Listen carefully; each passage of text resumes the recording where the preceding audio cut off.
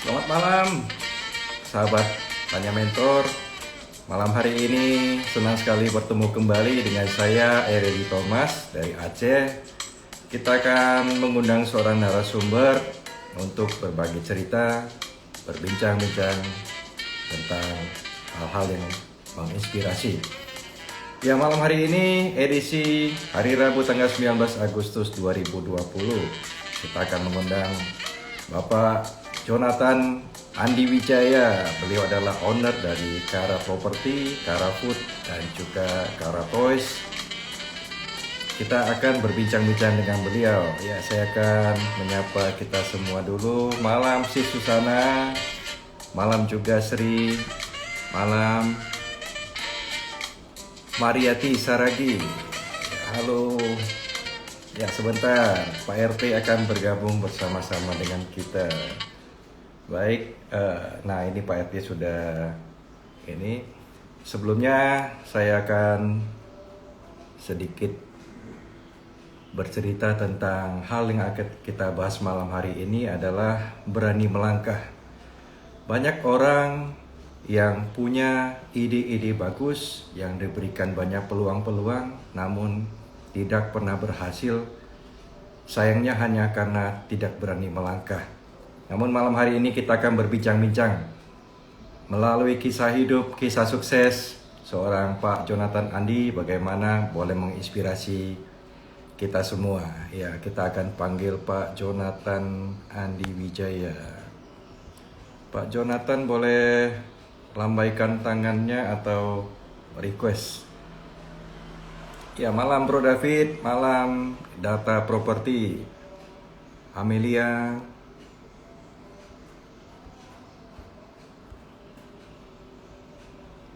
ya sebentar. Oke, kita akan mengundang Pak Jonathan untuk bergabung bersama-sama dengan kita.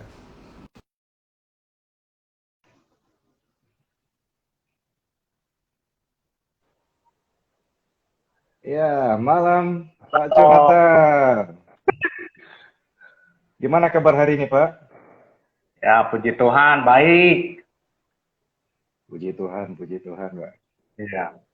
Ya. Sedang di mana nih, Pak? Di rumah? Hah? Di rumah? Lagi di ruko, Oh, nongkrong di ruko. nongkrong wifi-nya biar lancar. Wah, luar biasa, Pak.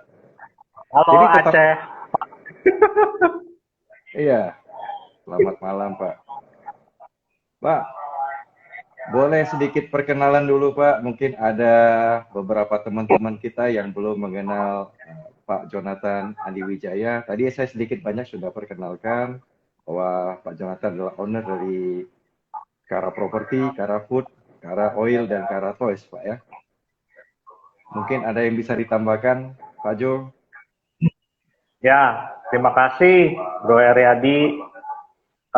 Sebelumnya saya terima kasih dulu lah buat Tanya Mentor untuk kesempatan yang diberikan. Terus terima kasih juga untuk Ko Anton Teddy, Ko Tommy Wong untuk kesempatan ini, serta para mentor yang ada ya di Tanya Mentor, serta sama teman-teman semua yang ada di sini yang mengikuti live IG pada malam hari ini. Ya, nama saya Jonathan Andi Wijaya, dipanggil Jonathan ya. Saya hanya punya adik satu, wanita. Jadi saya dua bersaudara, saya sulung, adik saya wanita. Nah, saya dibesarkan di keluarga yang sederhana ya. Jadi saat ini sudah berkeluarga, satu istri. Ya, satu Cukup istri, satu, Pak. terus iya harus satu. Terus usaha saya saat ini saya tekuni di properti gitu. Oh, Ya. mantap, Pak. Mm-mm. Oke, Pak. Pak, jadi malam hari ini kita mau bincang-bincang inspiratif lah, Pak. Nah, bercerita tentang Kara Property, Pak. Itu kan tidak serta merta Pak Jonathan begitu lulus SMA atau lulus kuliah langsung ada begitu Pak. Ya, Pastinya ada melalui proses-proses bagaimana mungkin mengikuti orang bekerja terlebih dahulu begitu Pak. Nah, boleh diceritakan sedikit Pak bagaimana merintis sebuah usaha ini Pak, yaitu Kara ya, Properti. ya. Saya cerita-cerita dulu lah ya. Ya, jadi Boleh, boleh Pak Jo, silakan. waktu itu lulus SMA, saya setelah lulus SMA tuh eh, memberi les, kepada anak-anak, ya anak-anak SMP, kebanyakan anak SMP sih waktu itu. Jadi setelah memberi les, terus saya masuk kuliah. Nah, saat kuliah juga itu saya sambil sama memberi les gitu. Karena saya tahu keadaan keluarga saya yang sederhana, jadi saya orangnya tipenya tidak mau minta-minta gitu ya. Jadi karena saya tahu keadaan saya keluarga seperti itu, jadi saya harus mandiri istilahnya gitu ya. Nah, setelah kuliah saya bekerja ya. Nah, bekerja itu saya ingat pekerjaan pertama saya itu kasir ya. Jadi kasir ngitung-ngitung duit. Waktu itu suruh pegang kas kecil gitu ya di sebuah PT. Nah, habis kasir terus ada tawaran suruh megang pembukuan. Pembukuan itu pegang pembukuan ternak ayam gitu ya. Ternak ayam kan suka ada pembukuannya. Nah, itu Ya. saya ditawarin, mau nggak kamu pegang pembukuan gitu. Saya pikir kalau ada peningkatan, kenapa tidak gitu. Langsung saya ambil posisi itu. Nah, udah pembukuan, terus karena saya ingin income lebih lagi, akhirnya saya pergi ke Tangerang gitu ya. Pergi Tangerang, ada perusahaan di situ butuh posting. Posting itu ya hitung-hitungan juga gitu ya. Nah, dari situ saya sambil bekerja dengan orang, saya nyambil jalankan MLM ya, MLM. Jadi saya pengen tahu MLM seperti apa sih gitu. Kalau MLM waktu itu saya jalani ada tiga MLM. Saya nggak usah sebut nama kali ya, soalnya nggak di endorse kita. Ya. Jadi Okay. saya coba satu persatu MLM gitu. Tapi setelah saya jalani kayaknya passion saya nggak di situ ya gitu. Nah, setelah 9 tahun saya bekerja sama orang gitu ya, bekerja sebagai karyawan. Akhirnya tahun 2007 saya ingat, 2007 itu saya memberanikan diri terjun ke asuransi. Nah, itu di asuransi itu saya agak lama ya. Itu saya 7 tahun ya, 7 tahun. 7 tahun di situ. Nah, setelah 7 tahun akhirnya saya berpikir kok lama-lama jenuh gitu.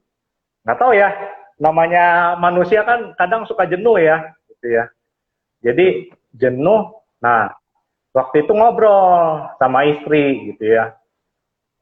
Istri bilang, kamu nggak mau coba ke properti gitu. Terus saya mikir, properti, waduh, properti saya nggak punya dasar sama sekali, pengetahuan sama sekali, ilmu properti sama sekali nggak ada gitu.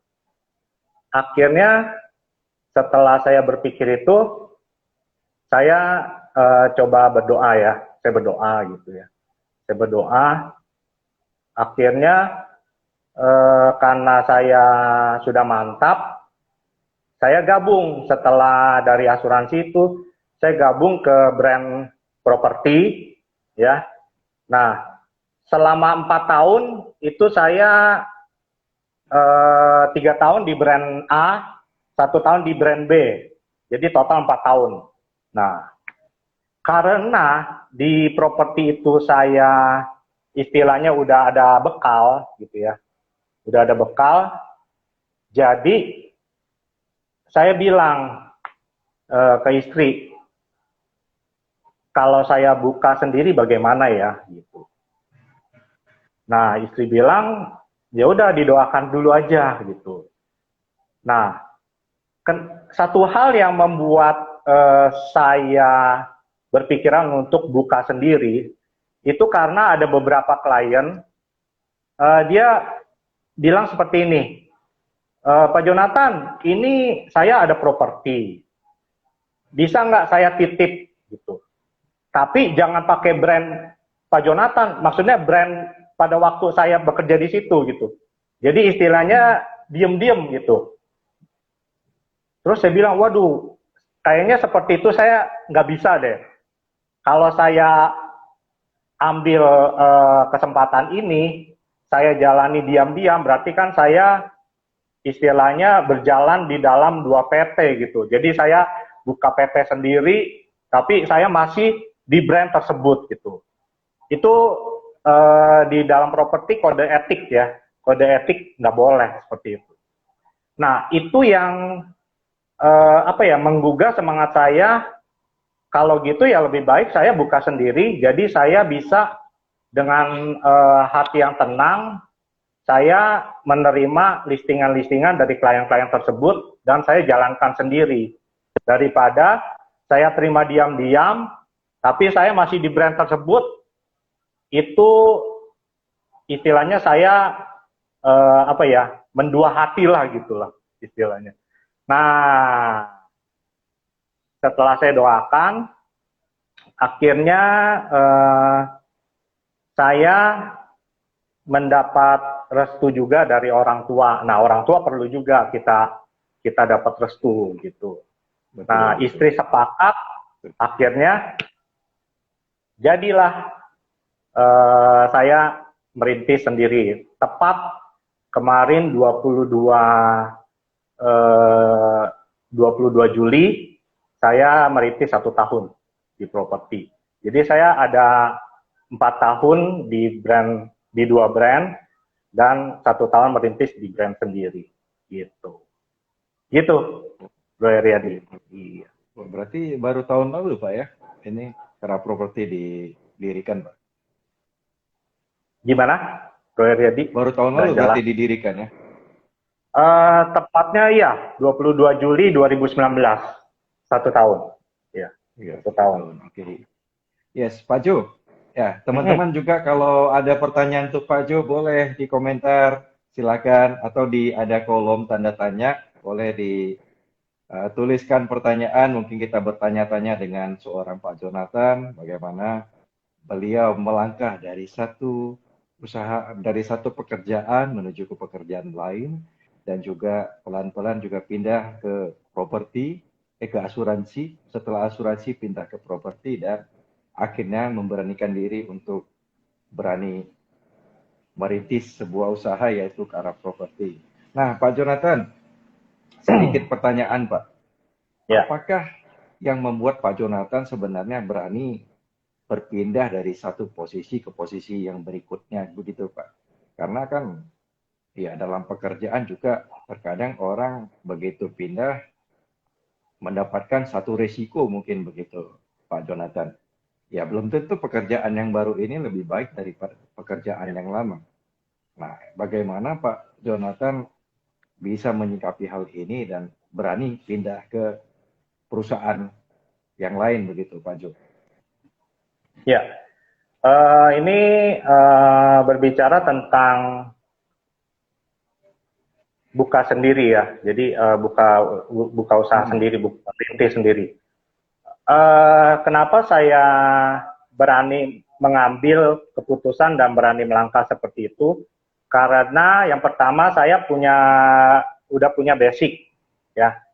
Nah, karena saya udah ada ilmu istilahnya tentang properti, akhirnya saya memberanikan diri untuk bergerak di bidang yang sama ya.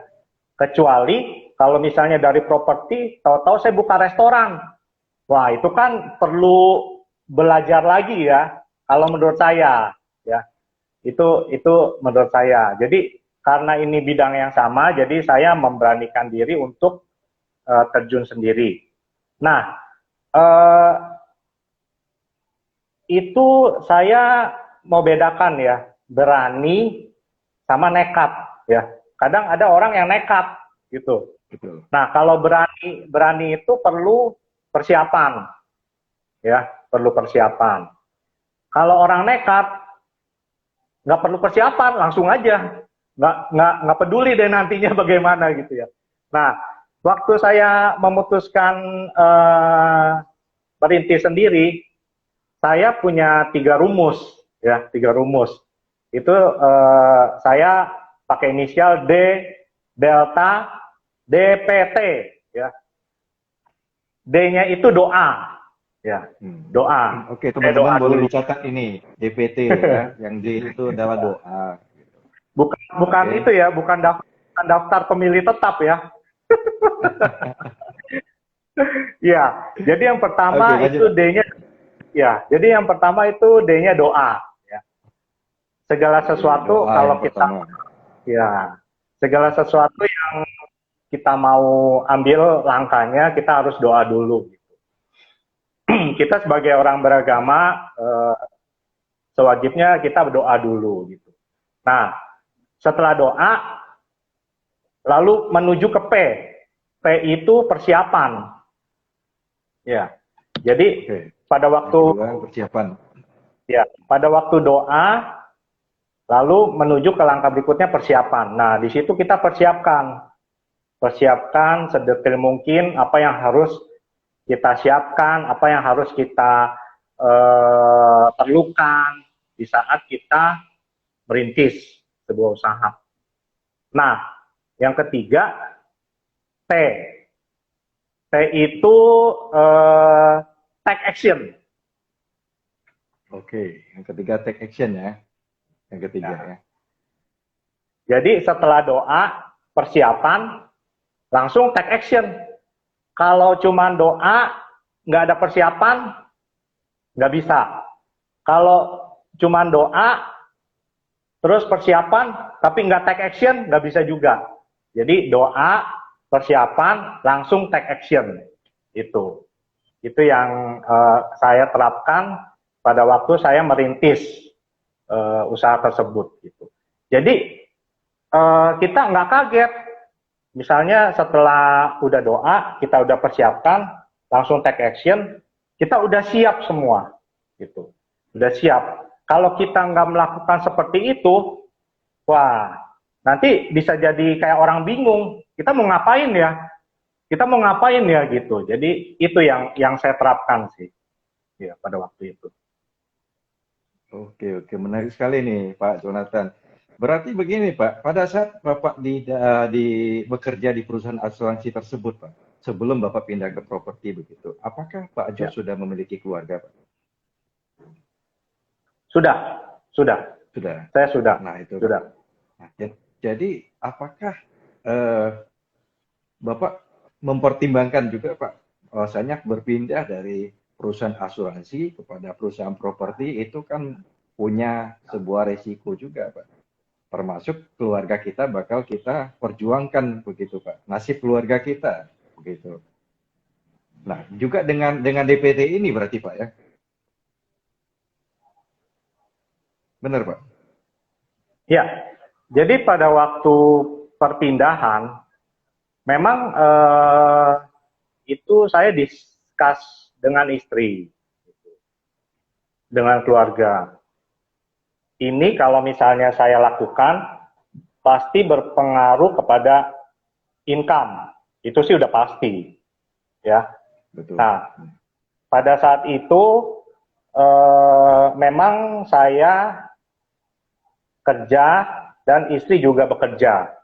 Jadi sama-sama saling menolong dan menopang gitu ya. Nah, karena saya mendiskusikan hal tersebut, jadi mendapat persetujuan juga terus mendapat masukan juga dari istri, dari orang tua.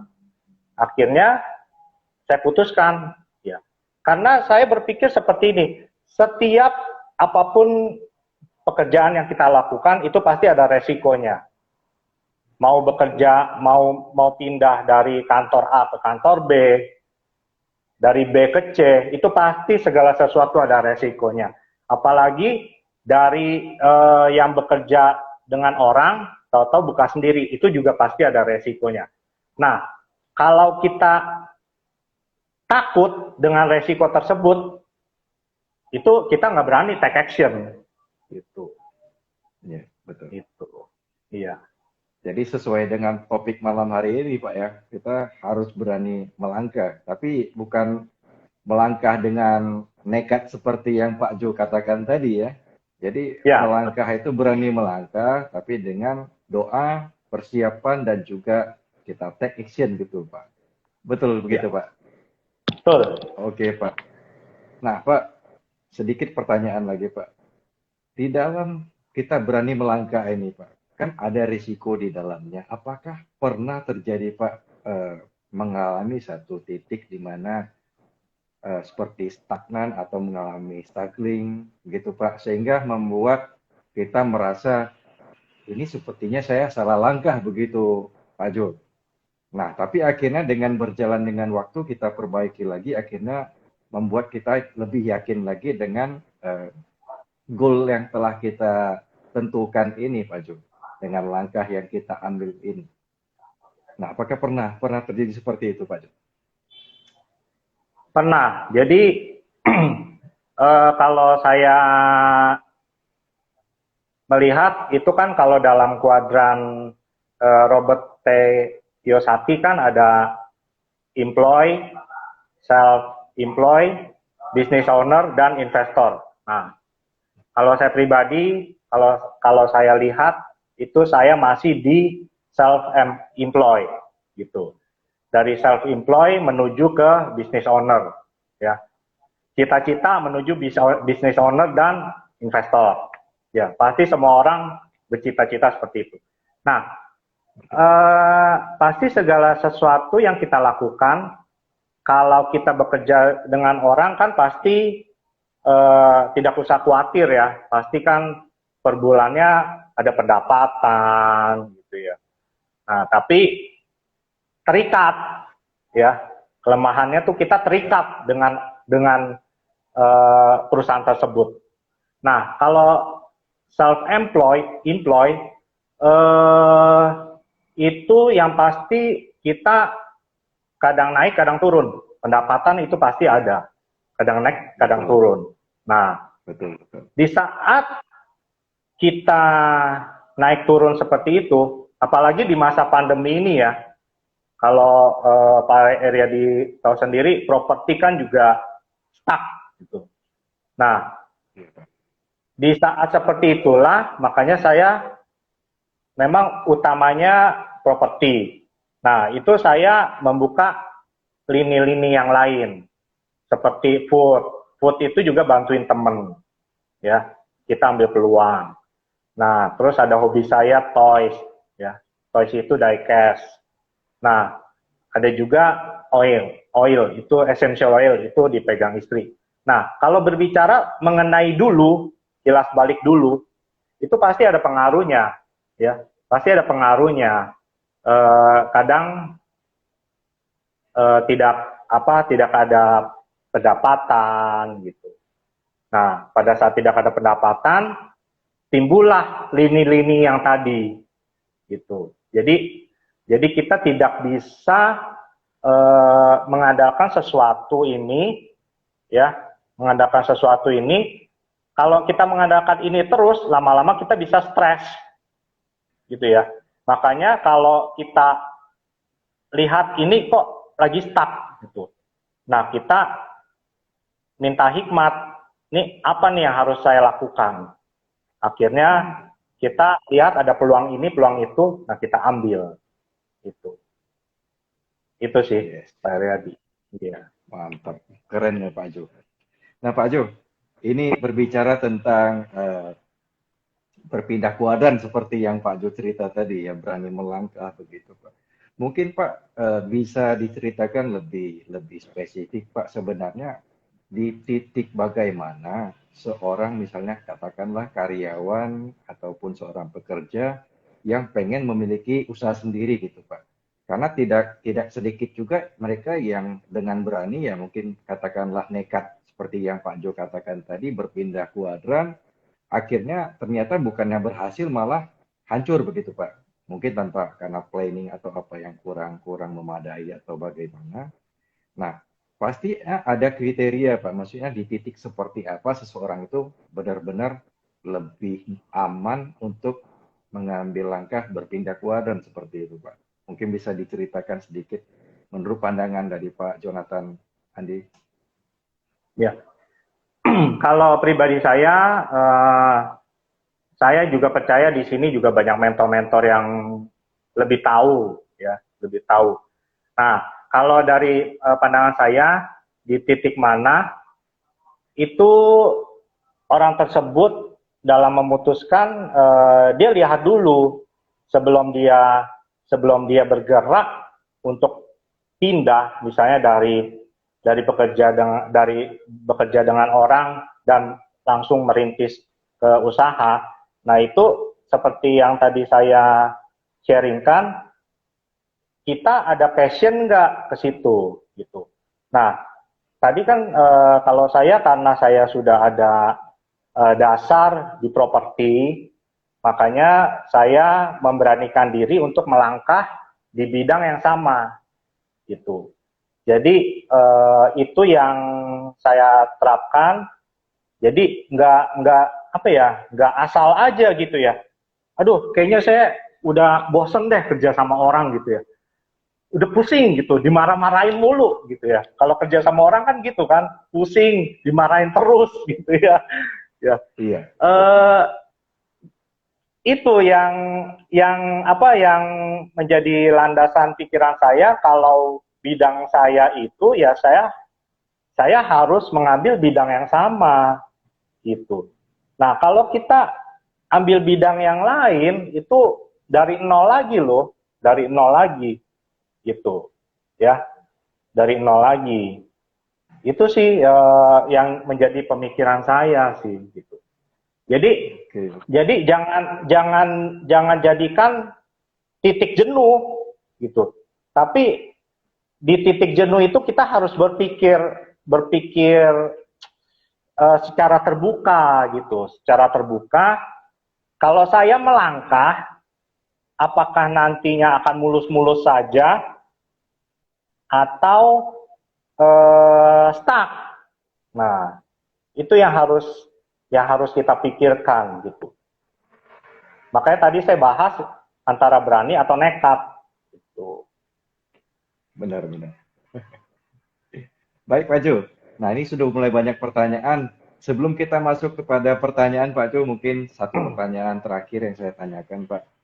Pak, Iya. apa sih yang men-trigger Pak Jo untuk berani terjun kepada dunia properti Pak? Pada saat sebenarnya pada saat asuransi itu saya pikir kalau Pak Jo kerjakan juga pasti hasilnya sebenarnya lumayan karena bisa membuat Pak Jo bisa berkeluarga, menghidupi keluarga, menurut saya begitu Pak. Benar apa tidak mungkin Pak Jo yang bisa ini. Nah, apa sih yang men-trigger Pak Jo untuk berani beralih kepada properti, sedangkan awalnya memang Pak Jo tidak memiliki pengalaman juga di properti, Pak. Ya, kalau bisa saya sharingkan, yang men-trigger saya itu karena saya dasarnya ingin membantu orang. Mungkin jadi pertanyaan ya, kenapa properti bisa membantu orang? Oh, saya jawab bisa banget gitu ya. Nah, kenapa saya pakai nama Kara? Nih saya cerita dulu ya, pakai nama Kara karena pada waktu doa itu Tuhan kasih tentang sukacita, ya. Jadi saya cari search namanya, akhirnya dapat Kara. Kara itu artinya joy, sukacita. Nah, saya juga punya tagline, ya, tagline-nya Kara. Happiness happens, Apa tuh? but happiness happen but joy abide. Nah, happiness happen but joy abide. Nah, itu ada artinya. Kebahagiaan itu bisa datang dan pergi. Betul. Ya. Jadi tergantung situasi dan kondisi dari luar. Ya, kalau kebahagiaan itu kan bisa tergantung mood gitu.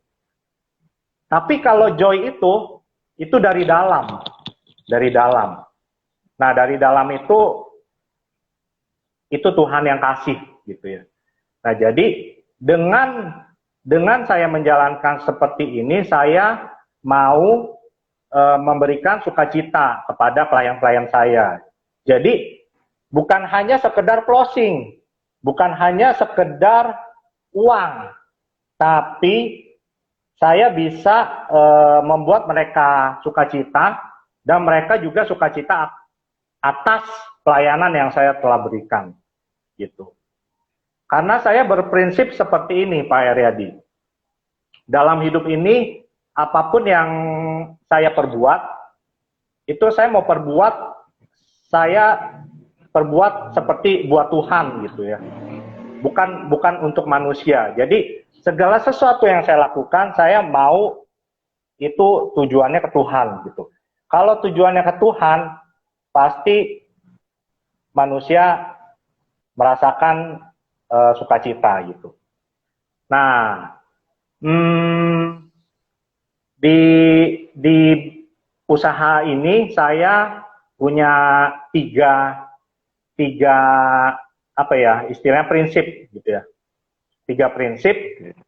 Yang pertama itu speak with honesty. Ya. Speak with honesty yang pertama. Yang kedua, think with sincerity. Nah, terus yang ketiga, act with integrity. Nah, kalau saya terjemahin gitu ya, yang pertama tuh berbicara dengan jujur. Kita harus berbicara dengan jujur. Nah, yang kedua, kita harus berpikir dengan tulus. Nah, yang ketiga ini, bertindak dengan integritas. Nah, terus saya pasang juga itu, saya tidak markup harga gitu. Jadi owner kasih harga segini, ya itu yang saya ajukan gitu. Itu. Jadi di properti ini kita harus punya prinsip sih, gitu. Walaupun mungkin kelihatannya bagi yang lain, kalau kita terapkan seperti ini bodoh gitu. Bodoh gitu, gimana cepat kaya gitu. Memang kan orang kalau di properti kan kadang pikiran tuh harus cepat kaya gitu, harus cepat kaya gitu. Boleh kaya, tapi karena saya punya prinsip seperti itu, bukannya saya nggak mau kaya, saya mau kaya. Tapi kita harus punya prinsip yang benar. Karena ini menyangkut trust, Pak Eryadi. Jadi kalau saya istilahnya gini ya, saya tidak memegang prinsip seperti ini. Jadi saya pokoknya berlaku asal-asalan lah. Nah, itu nanti udah kemana-mana itu. Oh, properti ini boleh nih dipakai, banyak curangnya segala macam gitu. Kan saya nggak mau dikenal seperti itu gitu. Jadi saya tidak peduli orang mau bicara tentang saya seperti apa.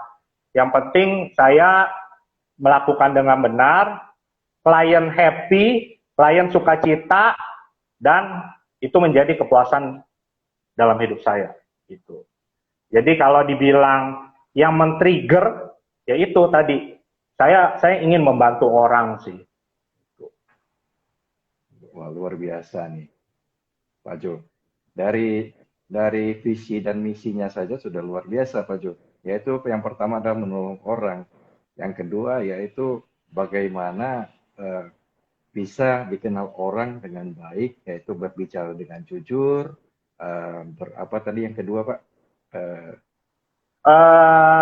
think with baik, sincerity. ketulusan. Jadi Berpikir dengan berpikir dengan ketulusan tulus, dan juga yang berbicara dengan bertindak bertindak dengan dengan integritas, integritas. Pak.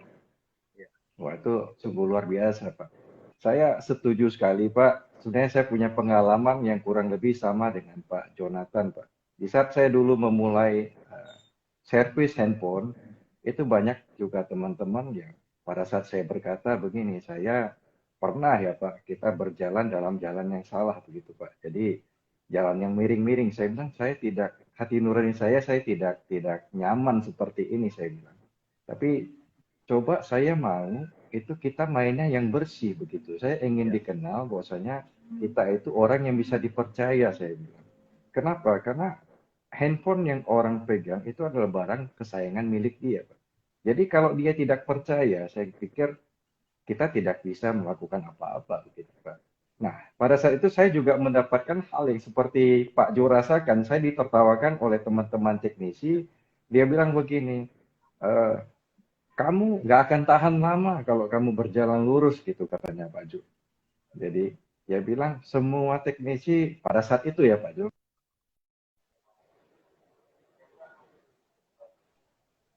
Ya, halo. Ya, Sorry. ya, Oke. Ya, sorry. Oke. Ya pada saat itu Pak Jo memang banyak sekali teknisi-teknisi yang berjalan tidak jujur Pak Jo, saya katakan. Nah, saya ditertawakan. Nah, kita saya bilang saya memiliki satu iman, saya memiliki satu kepercayaan bahwasanya kita berjalan dengan lurus, sekalipun grafiknya tidak langsung meroket, tapi saya percaya dengan kepercayaan orang kita akan berjalan dan kita akan capai satu titik kesuksesan tersebut, Pak Jo. Jadi saya pikir apa yang Pak Jo lakukan itu luar biasa. Pengalaman saya juga sudah terbukti Pak Jo. Sampai hari ini saya boleh orang mempercayakan handphone yang harganya 20-an juta untuk saya bongkar Pak Jo. Karena tidak semua orang bisa mempercayakan hal itu. Gitu Pak Jo. Oke Pak Jo, kita akan masuk ke dalam sesi Q&A ya Pak Jo. Ada pertanyaan-pertanyaan yang sudah masuk kepada kita tadi Pak Jo. Mungkin yang pertama dari Iwan Yang. Pak Jo, apa pertama kali yang kita perhatikan kalau milih properti untuk rumah tinggal ya? Thank you, Pak Jo. Mungkin bisa dijawab. ya. Yang kita perhatikan dalam memilih untuk rumah tinggal. Nah, yang pasti balik lagi ke klien tersebut. Kadang klien banyak macamnya nih. Ada yang pingin letaknya bagaimana, letaknya menghadap apa gitu. Nah, ini kalau pertanyaan seperti ini luas gitu ya. Jadi bisa dari harga, bisa dari letak, bisa dari lokasi gitu. Ini luas sekali sih untuk pertanyaan ini. Jadi biasanya seperti itu sih gitu. Karena kalau kita sudah menunjukkan suatu properti kepada klien yang kita rasa cocok gitu ya. Yang saya rasa cocok. Belum tentu klien tersebut cocok gitu. Makanya ini balik lagi kadang saya gali dulu ke klien tersebut budget berapa gitu. Terus ada pilih lokasi enggak? Ada pilih menghadap mana enggak gitu. Biasa sih saya gali dulu. Setelah gali baru saya carikan properti yang sesuai dengan keinginan si klien. Itu sih biasanya. Oke, cukup menjawab ya Pak Iwan Yang. Oke, sebelum saya melanjutkan ke pertanyaan berikutnya, kita mau simpulkan dulu dengan apa yang telah diseringkan oleh Pak Jo tadi. Ya, untuk kita mau misalnya memulai men-start sebuah bisnis yang mungkin telah menjadi impian kita, yang pertama kita harus berani melangkah. Yang kedua, kita jangan melakukan dengan nekat. Beda nekat dengan berani begitu. Jadi betul-betul kita harus punya 3 hal yang kita harus persiapkan, yaitu yang pertama doa, yang kedua adalah persiapan. Nah, setelah itu baru kita take action. Nah, kita memulai itu. Tentunya kita memperhitungkan segala risiko, segala konsekuensi yang akan kita terima. Dan pastinya kalau kita sudah siap, mungkin pasti berbeda dengan kita nekat. Seperti itu teman-teman. Oke, kita akan melanjutkan ke pertanyaan berikutnya dari Bro Johan. Bro Jonathan, waktu awal buka Kara Properti, adakah ada kesulitan apa? Perlu modal yang besar nggak? Ya, silakan Pak Jo. Pada waktu itu pasti persiapan memang mengambil dari kocek sendiri gitu ya, bikin spanduknya, bikin untuk promosi, memang itu yang harus kita lakukan dulu gitu. Istilahnya seperti petani gitu ya, petani kan kita nabur dulu gitu ya, nabur nanti baru menuai. Jadi modalnya ya itu. Terus selain itu saya juga menjadikan sebuah PT, membuat sebuah PT ya. Membuat sebuah PT untuk apa? Karena ini yang akan membedakan antara independen dengan yang resmi gitu. Kenapa saya harus membuat PT? Karena saya harus nantinya bisa bekerja sama dengan bank gitu.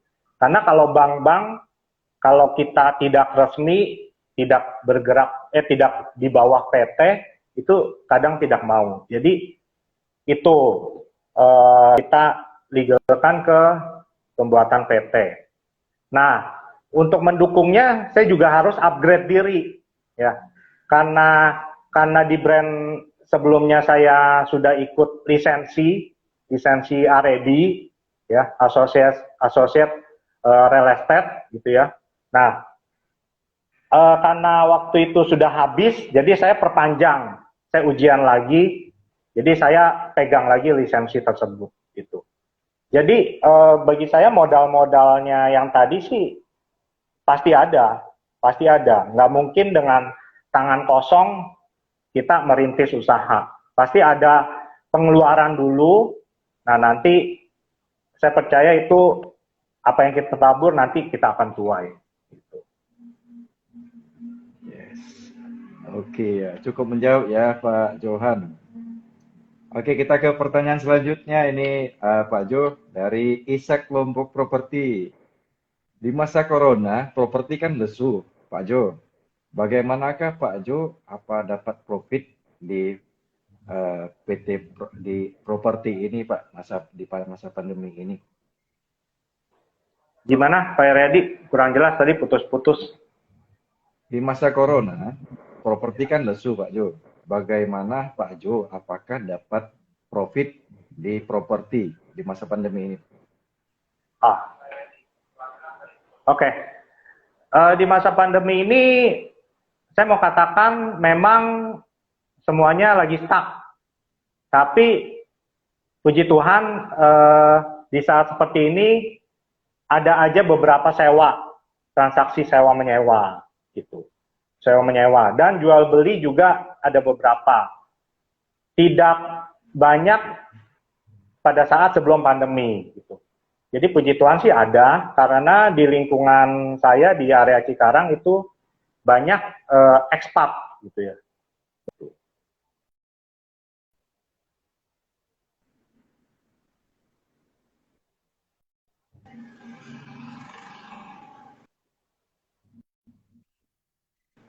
Ya, seperti itu Pak Redi.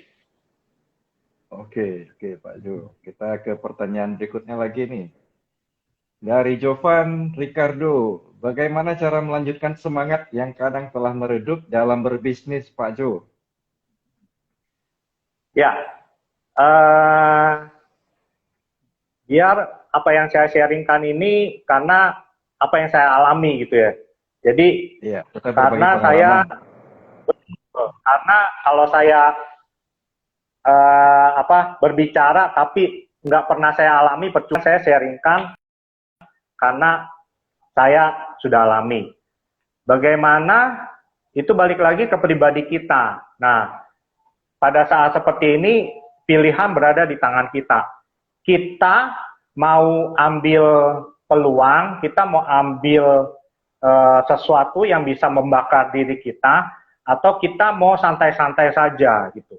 Kalau di saat pandemi seperti ini kita tidak istilahnya membakar, mengupgrade diri kita, ya itu udah lemes, bawaannya lemes gitu. Tapi kalau saat seperti ini justru harus dari kita harus pacu diri kita gitu. Kalau kita semangat, ya kita bakar diri kita gitu ya, bukannya kasih korek api terus dibakar gitu ya, tapi harus dari diri kita dulu gitu ya. Saya ingat beberapa hari yang lalu di IG-nya Pak Anton Teddy kan ada tulisan tuh, kita harus berubah ya dari kita dulu gitu. Kalau kita tidak mau berubah ya susah, makanya itu dimulai dari kita dulu sih gitu. Jadi kalau kitanya udah bakar api semangat kita, itu udah pasti kita tetap semangat. Yes, betul sekali Pak Jo. Mungkin boleh saya tambahkan sedikit Pak Jo? Ya. Ya, untuk membakar semangat kita, mungkin kita butuh mengingat kembali. Yang pertama adalah orang-orang kita cintai. Ya, di saat kita mungkin putus asa, kita merasa sepertinya stagnan, tidak berjalan sama sekali. Yang pertama kita butuh yang namanya semangat yang baru. Yang pasti dengan mengingat orang-orang yang kita cintai, kita kasihi, itu akan menambah sedikit banyak daripada semangat kita. Yang kedua, saya pikir adalah kita kembali ke visi dan misi. Itu yang akan menguatkan kita. Makanya di dalam sebuah usaha sangat dibutuhkan visi dan misi daripada usaha kita ini apa. Nah, ketika kita mengalami stagnan, kita mengalami kendala, kita akan mengingat kembali, ini loh visi saya, ini loh misi saya. Nah, itu akan menguatkan kita kembali untuk berjalan kembali kepada jalan yang kita mau tuju. Ya, mungkin itu ya untuk Jovan Ricardo ya. Ada satu lagi, Pak Heriadi. Oke, boleh Pak Jo, silakan. Jadi ada satu lagi yang membakar diri saya. Kenapa saya yang tadi saya bilang membantu orang? Karena beberapa bulan yang lalu ada satu klien yang share kepada saya, aduh terima kasih ya Pak sudah dibantu segala macem gitu. Itu sangat berarti buat saya. Kenapa saya sharingkan seperti itu? Karena dengan dia berpendapat seperti itu, berarti apa yang saya berikan, dia merasakan efek baiknya gitu. Jadi istilahnya puas, ya puas dengan pelayanan saya. Nah, itu yang membakar diri saya untuk tetap saya konsisten untuk menolong, memperhatikan klien yang ada. Jadi testimoni seperti itu sih yang membuat saya bertahan sampai saat ini. Yes, luar biasa. Artinya visi dan misinya tercapai ya Pak Jo ya. Ya. Itu juga akan memberikan satu dorongan semangat kepada kita untuk kita terus menjalankan visi dari usaha kita gitu Pak Jo. Oke Pak Jo, next ada pertanyaan daripada Bu Yuliana Lingdi. Coach Jonathan, langkah-langkah apa di awal yang dipersiapkan untuk membuka usaha properti dan bagaimana strategi penjualan properti di masa pandemi ini? Gitu. Pak Jo. Ya, langkah-langkah yang tadi saya sudah sharekan ya, langkah-langkah kita doa, terus persiapan, terus take action. Ya persiapan segala macam. Itu persiapannya itu dari hal spanduk, dari hal kecil sampai yang kita nggak kepikir. Ya seperti tadi saya buat PT untuk properti ini gitu. Jadi itu yang harus kita lakukan, upgrade diri, ya. Nah, kalau strateginya kita lebih rajin aja untuk iklan, ya, untuk personal branding, ya personal branding. Nah ini ada kejadian unik nih hari ini baru saya alami gitu ya. Jadi saya mau share nih, ya. Tadi siang dalam saya mempersiapkan ini gitu ya, tahu-tahu saya ada telepon gitu ya, ada telepon dari orang yang saya nggak pernah tahu, nggak pernah kenal gitu. Ternyata orang tersebut melihat spanduk saya gitu. Jadi memang saya ada pasang spanduk yang besar di posisi dekat pintu tol. Nah, di ruko tersebut itu seberangnya apartemen, ya, apartemen. Nah, karena dia posisinya di apartemen, dia melihat spanduk saya yang terpampang di ruko tersebut. Karena saya pasang spanduk itu 4 meter kali 4 meter, jadi kelihatan sekali itu, ya, kelihatan sekali. Nah, itu saya dihubungi, gitu. Ini saya mau ini dong, titip apartemen untuk dijual. Nah, langsung saya datangi, kenalan, akhirnya puji Tuhan saya dapat 2 listingan, ya, 2 listingan apartemen. Nah, jadi strateginya itu kita harus ini sih rajin iklan ya. Karena kalau iklan itu bisa di website, bisa melalui spanduk, bisa melalui broadcast, di medsos segala macam. Jadi itu yang harus kita lebih gencar sih di masa pandemi ini gitu. Itu sih yang saya lakukan gitu. Yes, luar biasa, Pak Jo. Nah, Bu Yuliana ya, ini cukup menjawab pertanyaannya, Bu Yuli. Pak Jo, tidak terasa nih waktu kita kurang lebih tinggal sekitar 8 menit, tapi masih ada beberapa pertanyaan. Teman-teman gimana? Apakah kita mau lanjut ke sesi yang kedua? Saya masih punya satu pertanyaan sebenarnya untuk Pak Jo. Pak Jo, di saat tapi sebelum ini saya pikir boleh jawab pertanyaan teman-teman dulu, Pak Jo. Ya, sebentar saya bacakan satu pertanyaan lagi. Sebelum mungkin kita akan menuju ke sesi berikutnya, saya pikir Pak Jo, karena ini masih ada beberapa pertanyaan lagi. Teman-teman nanti mungkin bisa disimpan pertanyaannya, kita tanya di sesi kedua nanti, sesi selanjutnya ini. Dari Cici Peking Duck Lovers bertanya kepada Pak Jo, tanya berapa jumlah properti yang kejual yang menurut Pak Jo paling fantastis selama di properti, Pak Jo? Waktu itu saya pernah menjual satu gudang kecil itu di harga 3,5 M. Ya. Itu yang paling besar. Jadi dengan itu saya berharap nanti ada yang lebih besar lagi. Wah, iya, mantap, keren Pak Jo. Nah Pak Jo, ini sebelum kita ini saya punya satu pertanyaan Pak. Ketika Pak Jo berpikir untuk merintis sebuah usaha, baik itu ke arah properti, baik itu ke arah oil, baik itu ke arah food maupun ke arah toys. Nah, Pak Jo bercerita kepada teman, mungkin atau juga sanak saudara family, kepada teman dekat. Tidak jarang Pak Jo, teman-teman kita akan merasa, ini nggak bagus, atau ini kurang baik, ya visi kamu menurut saya sih ya biasa-biasa aja atau apa begitu Pak Jo. Artinya mungkin dipandang rendah, dipandang sebelah mata gitu Pak Jo. Saya pikir semua entrepreneur, semua pengusaha pernah mengalami hal ini gitu Pak Jo. Ya kan.